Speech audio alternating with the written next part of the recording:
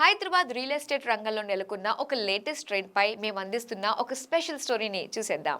New York times square తరహాలో Hyderabad tea స్క్వేర్ని రాయదుర్గంలో ఏర్పాటు చేయడం సరైన నిర్ణయం కాదు.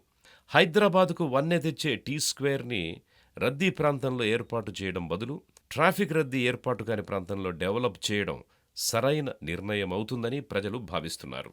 ఎందుకంటే ఇప్పటికే రాయదుర్గంలో వాహనాల రద్దీతో ప్రజలు తీవ్ర ఇబ్బందులు పడుతున్నారు. దుర్గం చెరువు మీదుగా జూబ్లీహిల్స్ రోడ్ నంబర్ 45కి వెళ్లే మార్గంలో నిత్యం రద్దీ కనిపిస్తోంది.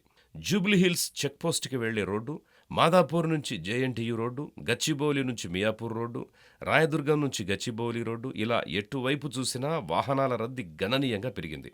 రానున్న రోజుల్లో ఇంకా పెరుగుతుందే తప్ప తగ్గే ప్రసక్తే లేదు.